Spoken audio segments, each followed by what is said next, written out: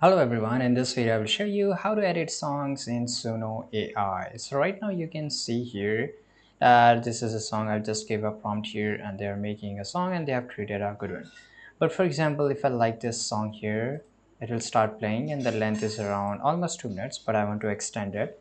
I want to make it more longer. Now here it will ask me what kind of song it is. I will just add here everything, right? And once everything is done, just go and click on extend, and here you can see now this AI have made two new versions of this, and the length of this song, as you can see here, it's part 2, and as well as they are also showing what kind of a version this is, right? So for example, I want to edit any of the song here. It got lengthy. I can download this. I can click on the three dots here. I can click on create and extend reuse prompt, and I can change the prompt here. But unfortunately, if you want to edit it in here in the web browser, it's not possible. So there's a software which is called Audacity. It's completely free for everyone, and it helps us to record audio, edit the songs and everything. And if you are a music composer or something, you will able to edit it much more easily on whichever software you're using.